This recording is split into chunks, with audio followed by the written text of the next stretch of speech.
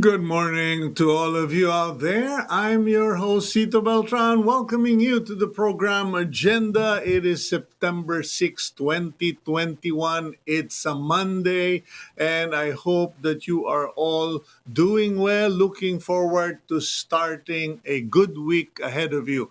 And please stay with us today as we try to get clarification from our first guest regarding the Bakuna bubble. Some people are waiting to get to know more about it because the plan, if we got it correctly, is for certain outlets, restaurants, places to be able to accommodate fully vaccinated people without too much requirement or restriction. Kumbaga, it's your price for being vaccinated. Although some people and some organizations are up in arms against it because they call it discriminatory, some call it high risk, okay, or taking a chance. And then after our Bakuna bubble discussion, we are going to interview on it's going to be an education for me, I am certain, because we will be interviewing two lady athletes who are part of a champion volleyball team, the Chery Tiggo volleyball team, who recently became champions. Now we will find out kasi wala po akong alam sa pagbabalibol, but we would like to give a little more focus on other sports and not just basketball. So do join us today as we do our interviews. But first, join me as we go to the front page of the Philippine Star. Here we go. Okay, we seem to be having some technical difficulty here. Okay, there we go. The front page of the Philippine Star on the main headline. For the headline, up to 30,000 daily cases seen by month's end. According to Professor Guido David of the Octa Research Group, they expect COVID-19 cases or reported cases to increase from 25 to 30,000 weekly up to the end of the month. This, however, is much lower than what some DOH officials projected, possible 43,000 cases. According to the Octa Research Group, if cases actually reached 43,000 a week, daily cases, that would mean that the average daily attack rate would be at 3, and where it would be worse than India. So that's good news. The good news is they don't expect those high numbers, but we still have high numbers of 25 to 30,000, and that will be up to end of September. Now, going to the top of the headlines or the front page, the United Nations has issued a statement: protect those reporting corruption in health, in health sector. The United Nations Office on Drugs and Crimes issued a statement that governments and authorities should protect whistleblowers who are reporting corruption cases or reporting incidents of corruption related to health care, okay? Because no less than the United Nations Secretary General pointed out that the problem with COVID-19 is not just the virus, but individuals who have taken opportunity of new opportunities for exploitation and corruption that has proved to be more damaging than the virus. Kasi ang nangyayari po, because of the pandemic, everyone is rushing payments, rushing purchases, and what's happened is, of course, may mga oportunista, may mga kawatan. Corrupt people have gotten into the system, and now whistleblowers must be protected. Okay, number of COVID cases 19 for the past week or weekend. It's at 20,019 cases. There, it's right there. Number of deaths 173, and total is 34,234. Recoveries 20,089. So parang nagtatablaan, lumamang pa. Total of number of COVID cases reported in the Philippines, 2,080,984. Okay, now, next story, 14 billion disbursed for health workers. The Department of Health has reported that 14 billion pesos has been disbursed for the benefits of healthcare workers.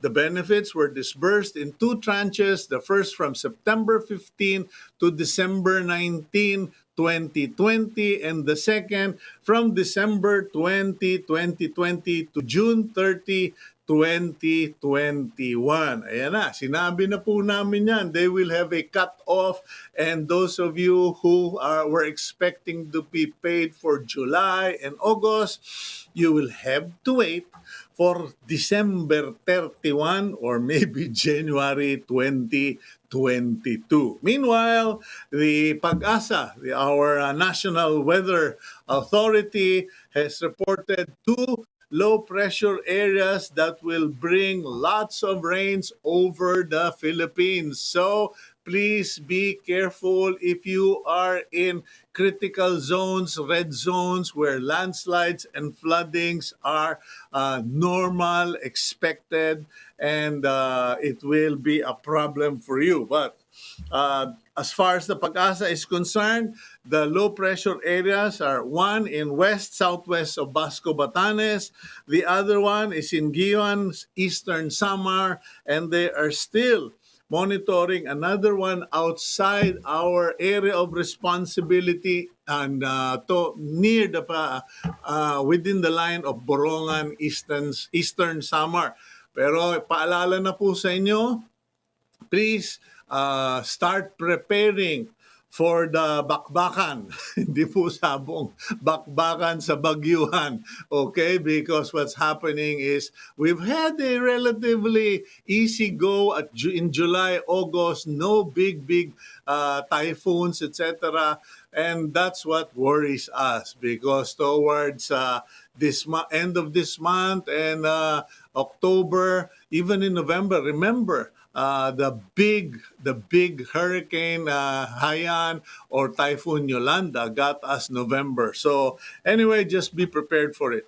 And then next story, senators to probe formally tax payments on PPE sales. Kasi, ayan na po, no? No less than Senator Frank Drilon pointed out that there is supposed to be a 2% withholding tax on government sales plus a 5% VAT withholding tax on the products sold by the Farmally company to the Philippine government. Drilon also pointed out that aside from this, because all of those products that Farmally sold to the DOH or to the Philippines are imported with no local inputs, it should be subject to an output VAT of 12%. So, ayan na. Kung hindi sila nagbayad ng buwis, mabubwisit na po sila. And then, let's go down. Granular lockdowns not yet final according to Malacanang. It seems that the left hand is not sure what the right hand is doing, but Malacanang has issued a statement that the plan or proposal for granular lockdowns instead of regional quarantines is not yet final and has to be approved or signed by President Rodrigo Duterte.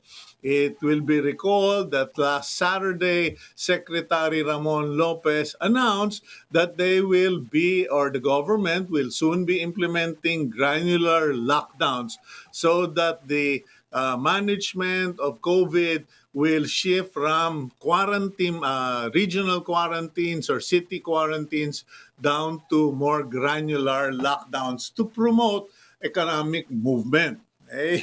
Dapat nga po bukas ang umpisa ng shift to granular lockdowns, but siguro mamaya magdedebate na naman sila sa Malacanang. Okay.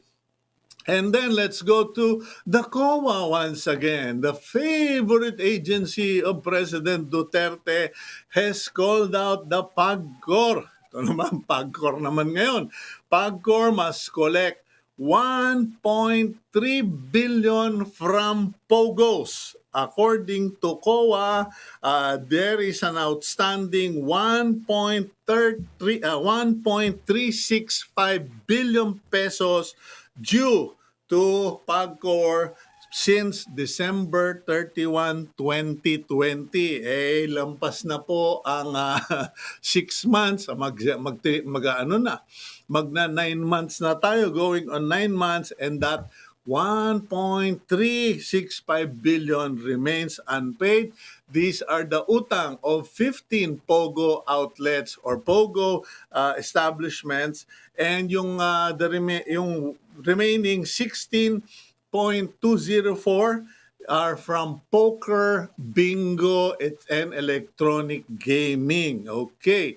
Now, last but not the least, we have the United States stating that China can't require reporting for South China Sea passage. Apparently, the Republic of China or the People's Republic of China has basically said, if you want to pass through the South China Sea, you have to inform us. Even if you are just innocently traveling, you have to inform us. And there's a small box down there. Voters registration resumes in MECQ area. So yan na po. That's the Philippine Star for today. We hope that for those of you who are not able to go out to buy newspaper can get it delivered, because that's the reality of living in the islands. What's happening here is, while I was living in Palawan, we would get the newspaper flown in, and then it will go ride in a jeep, tricycle, bangka to get to an island, etc. Pero nowadays, meron na kasing Cignal TV, meron ng internet, meron ng smart, may PLDT na, so you can get it online like I am now here in Lipa City. Okay, let's go to our topic for the day. The quote for the day. It comes from Ecclesiastes chapter 4, verses 9 to 10. Two are better than one because they have a good return for their labor. If either of them falls down, one can help the other up. But pity anyone who falls and has no one to help them up. This was chosen by Team Agenda, not by me, Team Agenda, so I give them the credit. And the point of that verse is that if we work together, help each other, we can stand our ground even against COVID-19. The problem is pag kanya-kanya. If it's a question of, it's a system where it's to each is his own, what will happen? We will never get coordination. Everyone is going to find solutions, etc. And this is in relation to what Presidential Advisor for Entrepreneurship, Joey Concepcion, has been trying to get done. He's been trying to get businessmen together. He's been trying to get them to work with government. He's been trying to get everybody to work together so that we can move forward, because who doesn't want to go to work? Who doesn't want to be able to go out and enjoy life or have a life instead of being confined to quarters? But and that is why we chose that verse. Together, it can be done. Now, I don't know if secretary or PA, ayoko sabihin PA, kayo tawag kayo ng tawag ng PA kay Joey Concepcion. He's okay, presidential advisor, but rank of cabinet secretary, I believe, I think, okay? Let's go to secretary or PA, Joey Concepcion. Good morning, Joey. You are giving me Good a morning. difficulty this morning. Ano ba Just call talaga me title Joey. mo? No, I'm just an advisor. I'm not the secretary, so I'm not in the cabinet. But I do my job, so that's the most important. Okay, well, that's a good thing you how you put it. Now, the question here is this. Okay, can you help us understand this thing about I mean, you've sent me a ton of information, all the debates. You've been very transparent about this Bakuna bubble that you're putting together, and but it does. A lot of people still don't know much about it. So allow me to give you the floor, the mic. Can you please Thank help you. our people understand? So basically, Cito, what is happening to our country is we're hap- we're coming through the pandemic of the unvaccinated. That's the real story here in the Philippines. It is the unvaccinated that is flooding our hospitals, that are getting to severe illness, and many of them, quite a high percentage, are dying. So, and this is what we want to protect, no? The pandemic of the unvaccinated. Now, what is the Bakuna bubble? The Bakuna bubble is comprised of basically the family micro bubble, the transportation bubble, and our business bubble. As the father, the leader in my family, I I have to ensure that my family fully takes the vaccines. No, that's the goal. And if we can get all heads of families to really mandate that those qualified take the vaccines, then we will have better protection. Not better protection in terms of infecting other people. No, I mean, as we can see, all brands have been having breakthroughs. In other words, Pfizer, Moderna, Astra, Sinovac, people are getting infected even if they've taken these vaccines. But the most important here is none of them, or a very few of them, are going to the hospitals. In so that's very important. No? Now, in the business bubble, it's us, no, the CEOs of our own corporations or the entrepreneurs, no, who own restaurants or spas and etc. So in the negosyo bubble, basically, whether you're the CEO or the entrepreneur, you have to ensure that all your employees and their families take the vaccine. So these are two very important micro bubbles for us now to for the Philippines now to hit herd immunity, which was before at 70%. With the breakthrough in the vaccines, that is not possible. According to John Wong and even Okta, the challenge now of herd immunity is there because there are breakthroughs. But what we have to do now is to target a higher percentage. No? The higher the percentage, the better will our Filipino people be protected from Delta. So that is the goal of the Bakuna bubble, getting leaders from the family, from the business sector to be the point person in ensuring not only all their family members or their employees are fully vaccinated, but they develop a health protocol. The moment you leave your bubble, what do you do? Do you go to somebody's house and then get infected, then you come back to your home? So everybody has to develop that health protocol. In the business bubble that we have, we're very strict. Nobody who has taken who are not vaccinated are allowed to enter any business establishments, offices, or factories.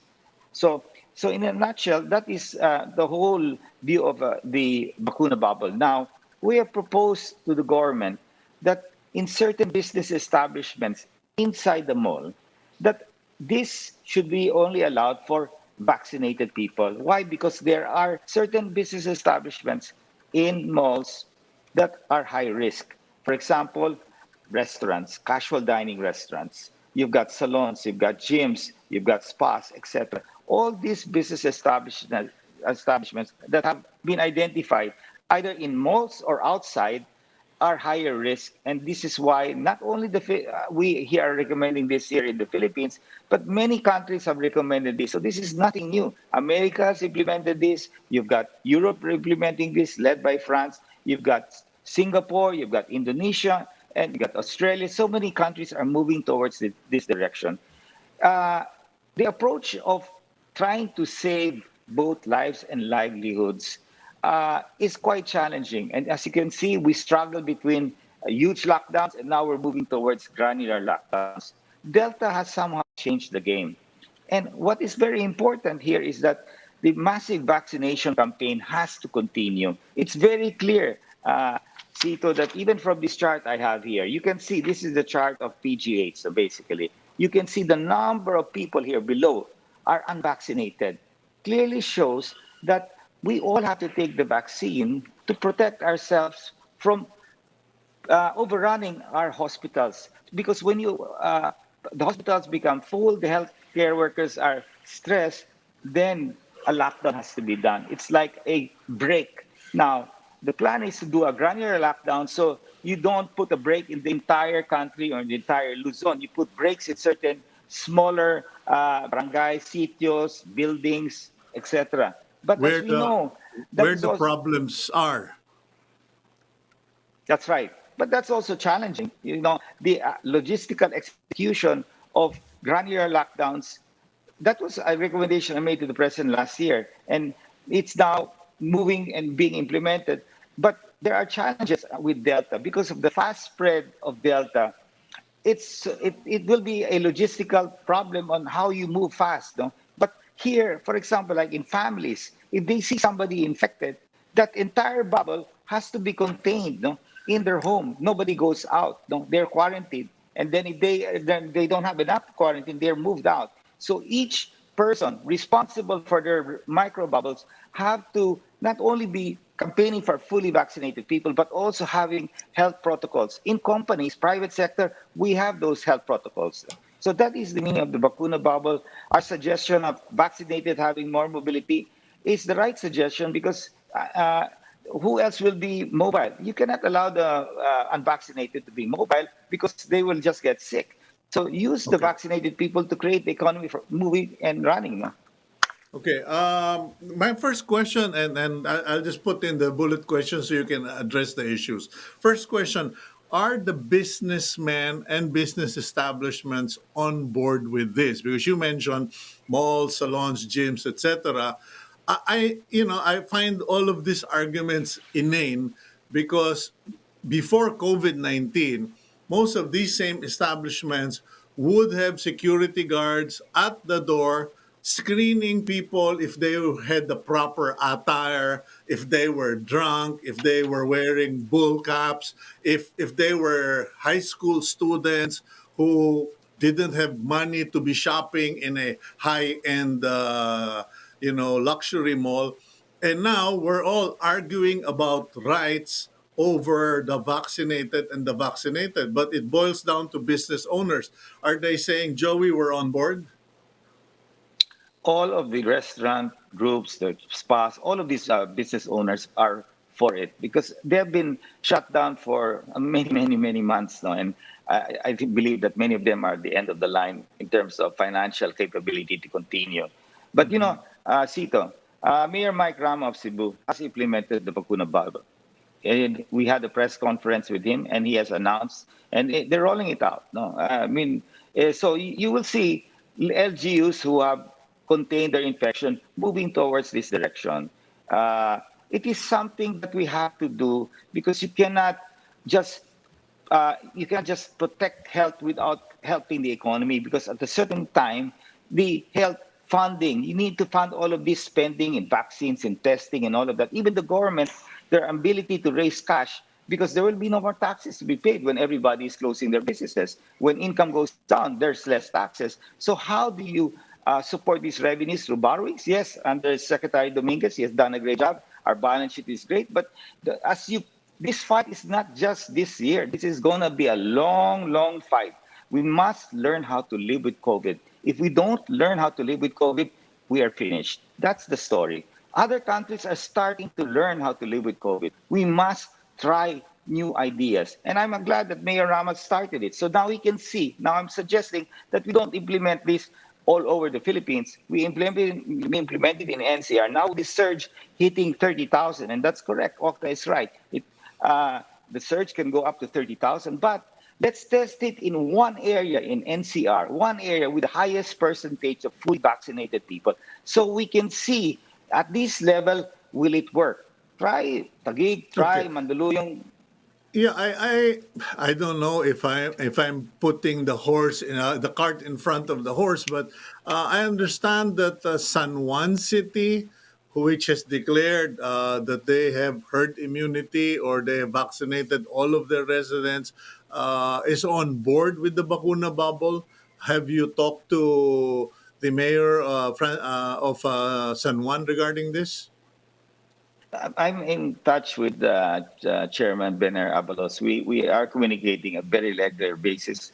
We partnered together with Chairman Abalos because the private sector has supported NCR. No, most of our vaccines that have been procured with AstraZeneca and Moderna are coming to NCR, and the government, as LGUs here, have bought about 15, I estimate about 11 million doses. No, from our dose of hope of AstraZeneca, which is now arriving. 80% of all arrivals are moving towards the LGUs, of which half of that is going to NCR. So our relationship with Chairman Abalos is very good. And yes, they're open. I mean, what else will they do? Will they bring the unvaccinated and expose them to this risk and flood the hospitals? And then eventually you have a massive lockdown. So it is something that we have to really do. Or else if we don't try to experiment in, like, for example, you meant San Juan or Taguig or those areas that have almost 70, 80%.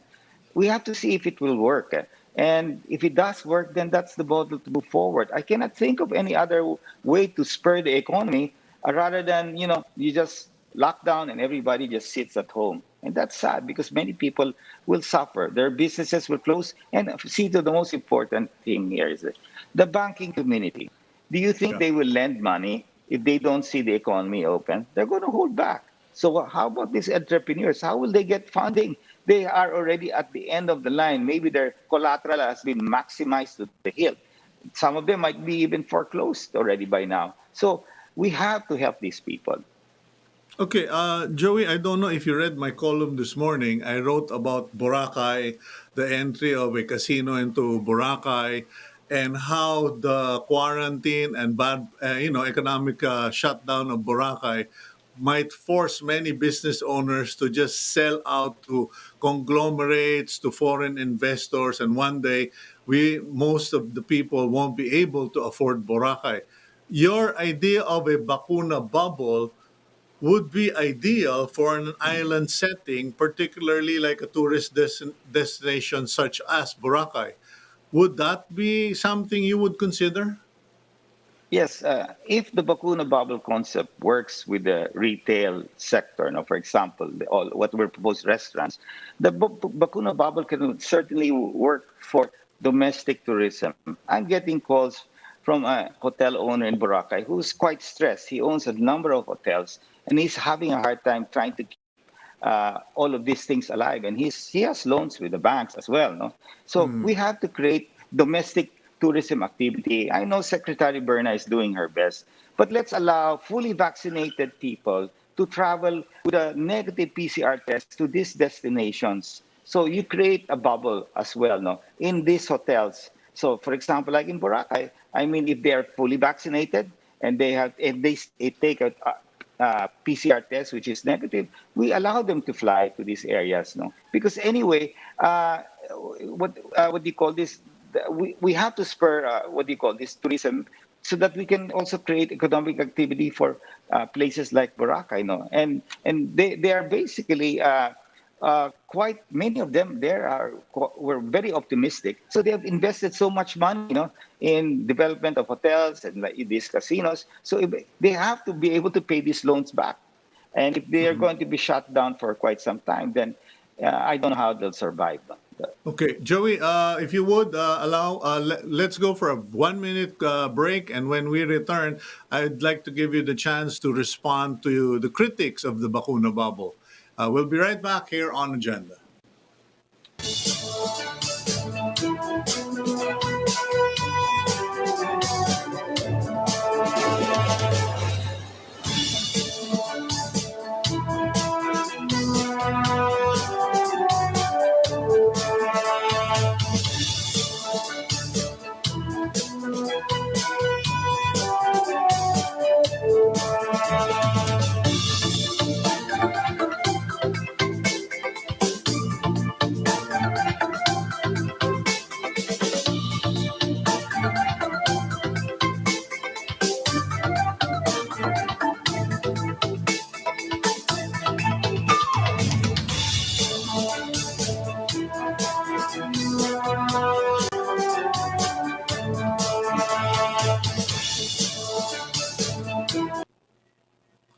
Okay, sorry for that. We're back here on Agenda, and you are watching us via Cignal TV, channels 8 and 250, through the magnificent, fantastic support of PLDT Fiber Optic Home Internet System. Okay, now let's go back to Presidential Advisor Joey Concepcion regarding the Bakuna bubble.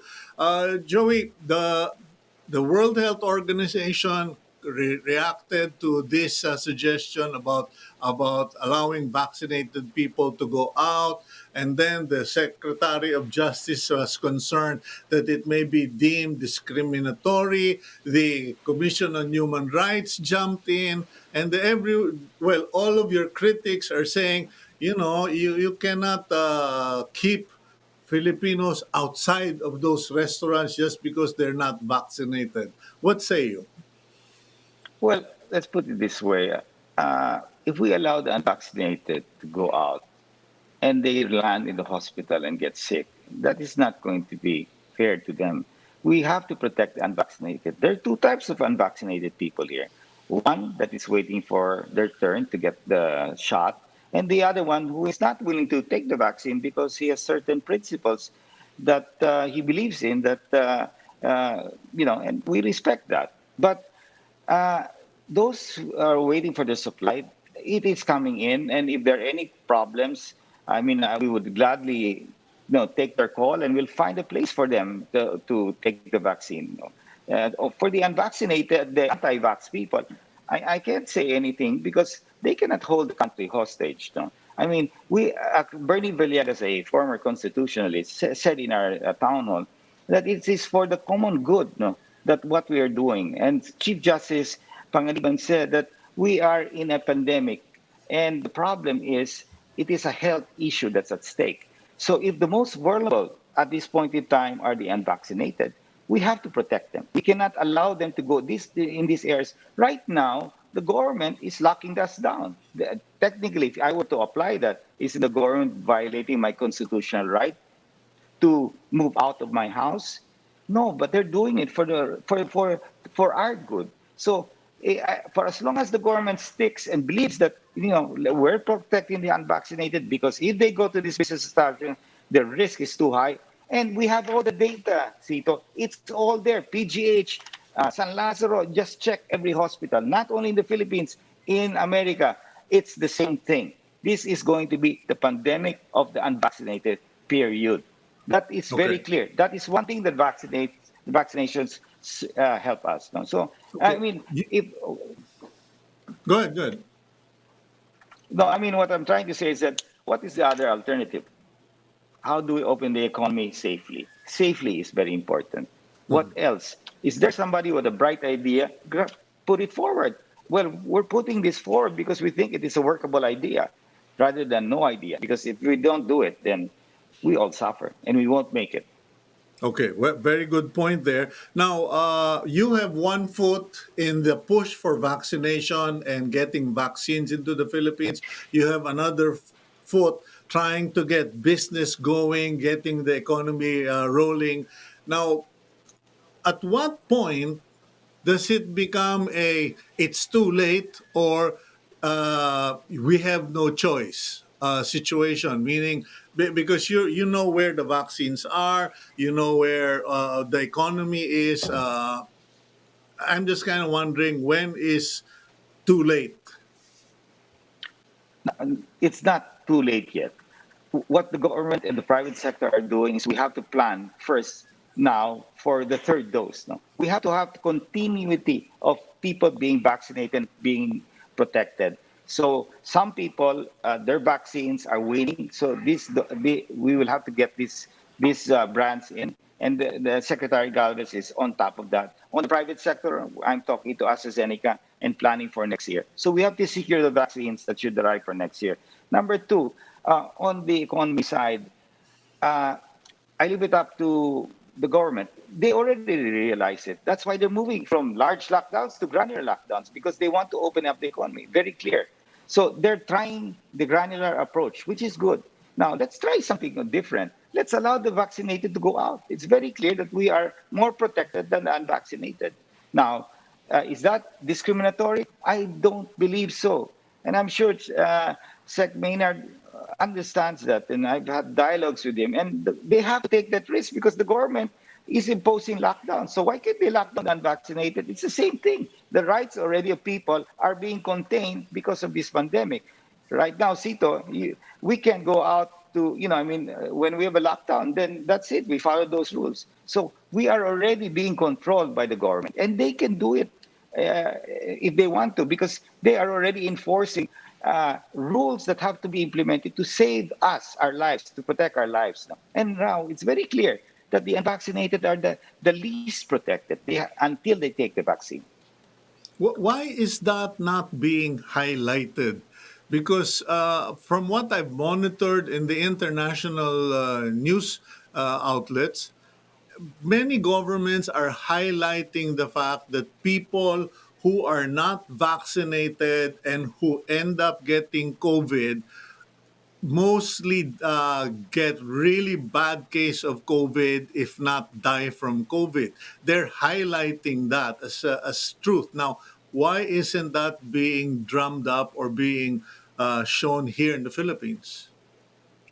Well, in the newspapers, we have come out with an advertorial showing the different hospitals where you have a lot of unvaccinated being confined, and some of them critically ill, and quite enough, and also dying. No, it's very clear, and that statistic is not unique to the Philippines. It is all over the world, clearly all over the world, and that's why they claim it as the pandemic of the unvaccinated. Now, we have to protect them. That's my only point. Because if you don't protect them, they will flood the hospitals. Clearly, they will flood the hospitals. The healthcare workers will be overwhelmed. And what will happen there is that the government will be forced to shut down. I don't know if we can build massive hospitals now. I mean, it's kind of late. No, they're adding more beds. But if we don't control that, you hit 30,000, you'll have people in the street. So that's the problem. And I have really no other solution that we can propose except this. No, and I'm glad that Mayor Rama in Cebu is going to give it a try, and he believes it will work. Okay, well, I'll leave it at that for the moment, Joey, and we do hope that people pick up the idea. I most certainly would support that for Boracay or for other tourism spots that are islands and can be granularly secure. Because I get it. Your point is we continue with the health protocols. They must be fully vaccinated, but they must be allowed to go out and contribute to economic recovery. So that seems to be rational and logical. And we thank you for being brave enough, bold enough, and kulit enough to just keep Yeah. pushing. And we really no, that to me, kulit. Hey, that is a character trait that very few people do not appreciate in this country. You and I, we belong to the K Club, the Kulit Club. Thank you very much, Joey Concepcion. Thank you, Cito. Thank you. Thank you. Okay, that's a presidential advisor for entrepreneurship, Joey Concepcion, ladies and gentlemen. And please do pray for the guy because he's not doing this just for business because he could have quietly sat down in the boardroom, run the business, run the company, and they're happy. And bahala na kayo. But he has stepped up, crossed the line and basically has been pushing for solutions that many people have not even been bold enough to consider. So let's pray for Joey Concepcion that the Lord will protect him, his wife Marisa, and his children, and his organization and supporters, because we need makulit people, but makulit people with brains between the ears. Okay, let's go for a break. And when we return, maghampasa naman tayo ng volleyball. Okay, we'll talk about volleyball when we come back here on Agenda.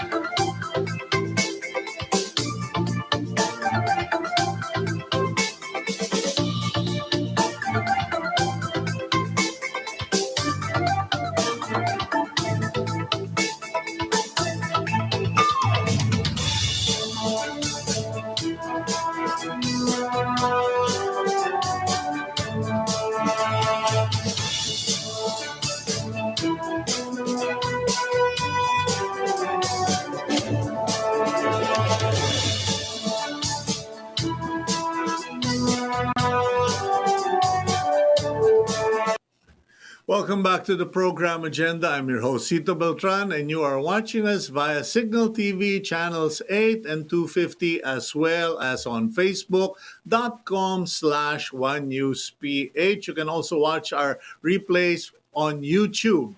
Just punch in One News PH. Now, okay, let me read this intro because baka magkabali-baliktad ako, no? The Chery Tiggo Crossovers were crowned as the champions of the 2021 PVL Open Conference last month. If I am not mistaken, PVL stands for Professional Volleyball League, which makes it a very important win, important achievement, because I think it's a first time. And we're going to bring in Buding Duremdes, the libero for Chery Tiggo. Alam niyo, hindi ko alam kung ano yung libero, president. Alam ko ay president. Alam ko alam ko lang sa volleyball setter. Hindi ko alam kung ano yung libero. Anyway, she was awarded as best libero in 2015 palarong pambansa, and later on gained a scholarship in FEU. She played as libero for the FEU Lady Tamaraos. After her college stint, she became part of Petron Blaze volleyball team and helped the team earn the 27 All-Filipino Cup championship title. Now, she is also a champion with Chery Tiggo. And joining Buding is Arianne Layug, an open hitter for Chery Tiggo. Para tong assassin. Open, no? She played for the DLSU Lady Spikers in college, where she won 2 championships. She was part of the Photon Tornadoes volleyball team before the team was renamed to Chery Tiggo Crossovers, coming off an ACL injury in 2018 and a prolonged layoff due to the COVID-19 crisis. She has been an integral part of Chery Tiggo's championship run. Let's bring in Arianne Layug and Buding Duremdes. Okay. Hi, good morning, Sir Cito. Good morning. Okay. Good morning, girls. Sandali. Sino ba si Buding? Sino ba si Arianne? I'm Arianne. Okay. So you're Arianne and the lady in yellow-green is Buding. Okay. Umpisahan ko lang muna kay Buding, no? Buding, what's a libero?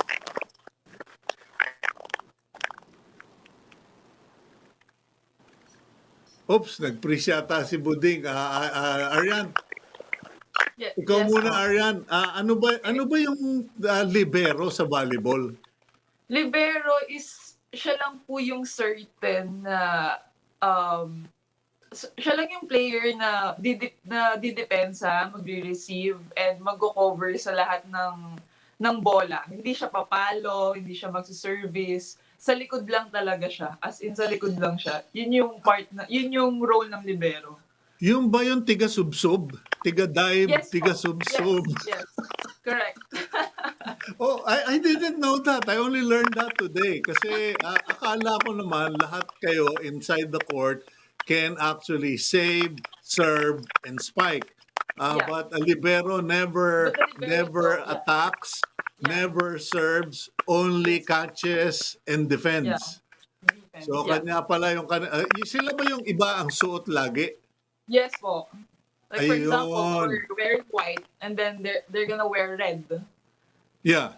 Something Kasi like that. nagtaka nga ako when I watch. Alam mo, Arianne, I don't normally watch the games kasi mahina yung puso ko eh. Nervyoso ko eh pagdating sa Yeah. sport. Eh, nung pinapanood ko kayo, sabi ko, mapipisa dibdib ng batang yan. Dive ng dive. Oh, so anyway, okay, ikaw naman, what is your actual position? Ano ba yung sabi nilang open hitter or ano ba opposite hitter? Ano ba yun? Yeah, basically, sila yung aatake. So, I'm gonna, sa left side, and then the opposite is on the right side. So, yeah, so that's the, basically na pwesto ko po. Outside hitter, open hitter, yeah. Okay. So, kumbaga, ikaw yung nanghahampas lagi. Yes po, mag-block, Okay. and then mag-serve. Okay. Now, tama ba yung sinabi ko yung PVL is Professional Volleyball League? Yes po. Okay, now how does it change? Because I know I've heard of you guys from your college day, collegiate, puro kayo amateur. Now, many people, I mean, my sister Marisa was a varsity player for the UP women's volleyball team. And after that, wala na, retire na, hindi na nag-professional, nag-flight attendant na siya, etc. But in your case, ano yung kaibahan ng amateur to professional? How did your life change as an athlete and as a professional, I suppose? Nung college kasi, parang parang ang pinaglalabanan mo is yung parang pride. Pride para sa school mo, and then pride para sa sarili mo. And then, pagdating ngayon ng professional league, parang, syempre, work mo na din siya, and at the same time, work siya na ine-enjoy mo. Parang, mas, siya ngayon, parang mas mabigat yung task. Kasi, hindi ka lang basta maglalaro, pero kailangan, meron ka din maipakita para sa company na humahawak sa'yo. So, ayun yung pinagkaiba ng amateur sa professional league ngayon. Okay, but in terms of life, in terms of schedules, how much work do you have to put in as a professional player? Kasi ang alam ko dun sa mga ibang sports, they put in about 2 hours in the gym, an hour inside a training room or yung mga parang classroom, etc. And then may mga therapy pa, etc. In your case, can you walk us through the life of a professional volleyball player? Yung professional volleyball player, siguro masasabi ko, before pandemic, hindi ka lang pwede mag-attend ng practice.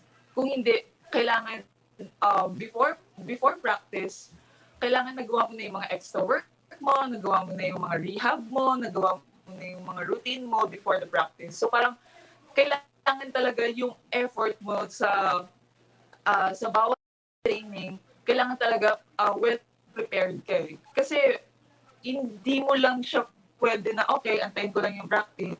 Hindi kailangan talaga lagi kang may extra work na gagawin. Parang, kasi hindi ka pwedeng mahuli.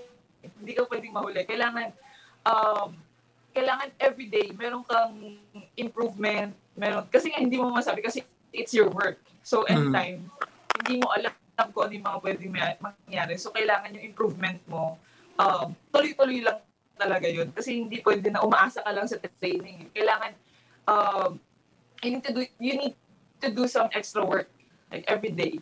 Yan. Like, Like, like pupunta ako sa may conditioning coach mo. Like, I'm gonna do some extra work before practice, something like that. Yung parang ganun. yeah, kumbaga, kasi sumubok din ako makapasok sa varsity pero lagpak kasi maraming bisyo. Masama ugali. Okay. But, kasi noon, panahon namin, tambay, pasyal-pasyal, o galing classroom, diretso ka na sa gym. Pagkatapos, magbibihis ka, tapos doon na kayo mag-warm up, mag-i-stretching, etc. Pero ngayon, kailangan pag pumunta ka as a professional, naka-warm up ka na, naka-stretching ka na, etc. Kumbaga, Okay, now, gagawin mo lahat ng routine mo before the practice or before the game. Hindi siya pwede lagi na spoon feed na kailangan ito yung gagawin mo. Ganyan. Nung college kasi parang, ito yung gagawin nyo okay, ladies, ganyan. Parang lahat sinasabi. Pero ngayon, professional ka na, kailangan matik, alam mo na yung gagawin mo. Hindi pwede na parang baby ka pa dyan, na parang lahat sinasabi sa'yo. Ngayon, kailangan talaga, nagawa mo na. Parang ikaw na talaga. Sarili mo talaga yung kailangan na, kailangan ikaw talaga yung laging prepared. Hindi pwede na parang, ay, wait lang. Parang gano'n. Yun yung pinagkaiba ng professional. Parang hindi lahat spoon feed. okay, but being professional is nice. Being on the champion Chery Tiggo team is wonderful. But you're as good as your last game. Ika nga dito sa media, you are as good as your last article, no? Kayo ba sa professional leagues, meron ba kayong fallback? As in, kung madisgrasya ako, because I think you came from an ACL injury. Most people who come out of an ACL injury don't get to play again. Back in our time, no? Back in our time, balda ka na. But in the event of such career-ending injuries, what becomes your option? Nung first, I was very lost. Kasi parang feeling ko, hindi na ako makakabalik, hindi na ako makakapaglaro. So parang inisip ko na, okay, if ever man lang na hindi na ako makabalik, siguro I'm gonna continue my master's degree in De La Salle University. Yun muna yung naisip ko. And then after that, I'm gonna think of kung anong work yung magugusto. Kasi nung na-injured kasi ako, parang yung utak mo parang ang daming nag-iisip, ang daming pumapasok sa isipan mo na parang, ano ba yan, wait lang, gusto ko pa maglaro, pero parang feeling ko hindi na ako makakabalik. Parang gano'n. Parang, Okay, now, I hate to say it, pero yung pandemic, parang siya yung naging recovery period ko din. Nung pandemic. So parang, okay, baka ito yung magiging recovery period ko talaga. Kasi talagang, sinaga ko talaga ng pandemic. Okay. Now, back in college, ang self-assurance mo was, freshman pa lang ako, I still have 3 years to play. Junior pa lang ako, I still have 2 years to play. But in a professional league, it's all about winning. Even if, alam ko, Chery Tiggo, it's a great company, nice management, pero, at the end of the day, pag sinabi ng coach, magaling ka nga, pero mas magaling kaysa sa'yo, kailangan kitang palitan. Those are the realities of professional life. How do you deal with that? It's like, parang may itak na lumilipad sa ibabaw ng ulo mo lagi. Actually, Sir Cito, everyday naisip ko yan na parang lahat, I know it's temporary, hindi naman hanggang maglalaro ka. So parang iniisip ko na kailangan everyday talaga hindi ka pwedeng masatisfy sa kung anong pine-perform mo, sa kung anong pinapakita mo. So yun nga, tulad ng sinabi ko, you need to do extra effort na talaga na alam mo yun, para mapakita mo talaga everyday yung best mo. Kasi kapag nasatisfy ka na sa pinapakita mo, I think that's the time na parang, okay, okay ka na. And then parang nakakaano rin kasi, parang pag iniisip mo na okay na ako dito, parang gano'n. So parang, alam mo yun, nag-iiba talaga yung ihip ng hangin minsan eh. Dahil pag Mhm. nakontento ka na, doon na siya mag-stop. Yun. Ayun. Okay. Well, those are very wise words from a very young lady. Now, ang tanong ko, during the professional volleyball league, pinapanood ko kayo eh. Kasi sabi ko, I always assumed that there was a dominant team in volleyball. Kumbaga sa Yeah. basketball, di ba? Legendary yung San Miguel, yung yung Ginebra, etc. But when I watched the volleyball leagues this past season, sabi ko parang nagbago ang volleyball ngayon, ladies volleyball na hindi na Yeah. kayo, oy, nako, ayan na, ayan na yung isang, kasi naman no, buding, okay. Napansin ko lang na hindi na katulad ng dating may dominant league. Ipasa ko itong tanong kay Buding, Buding, parang tabla-tabla na yung mga teams ngayon. Wala nang, hindi na masyadong lamado. There's hindi lamado. What made the difference for Chery? Ano ang naging uh, alas ninyo? Siguro po yung namin, yung teamwork, and then yung communication namin sa isa't isa, tsaka nag-enjoy lang po kami. Nakapag-enjoy ka pa nun, Buding? Ako ninenervyos na ako doon sa silya ko na nagdadasal na ako, Lord, panalunin mo naman yung team ko. Kasi ikaw, pingana ka pang magsabi, nag-enjoy kayo. How do you enjoy that tension, Buding? Kasi po, pag ine-enjoy mo lang po, parang di mo ma-feel yung pressure.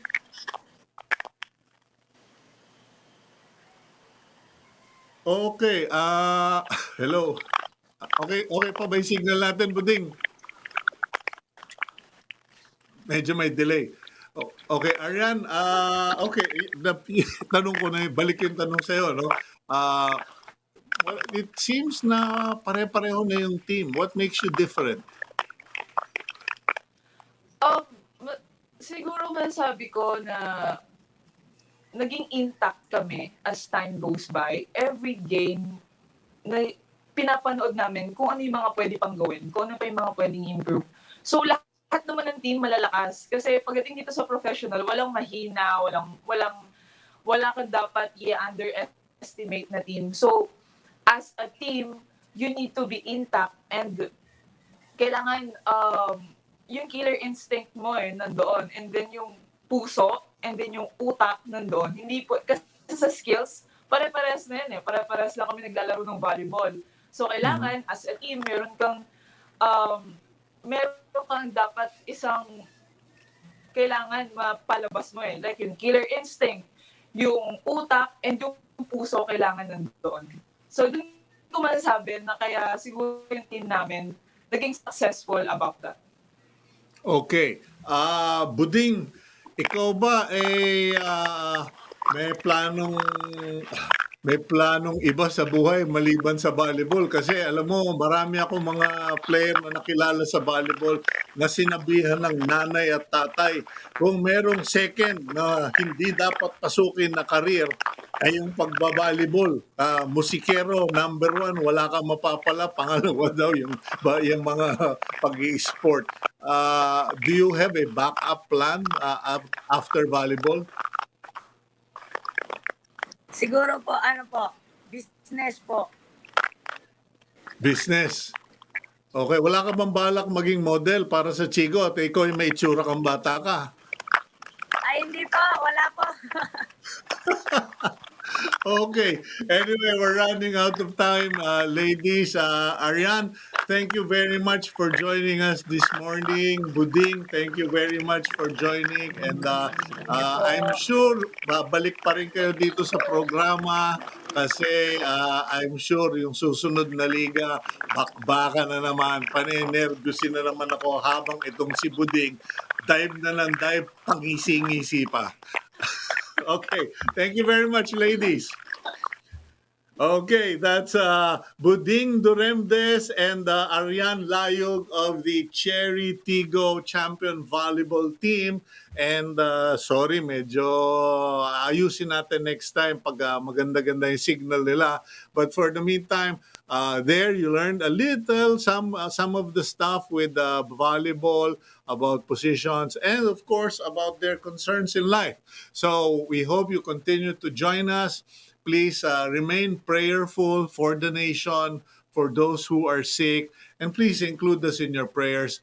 God bless all of you. Keep it here on One News PH. I'm Cito Beltran, and that's Agenda for the Day.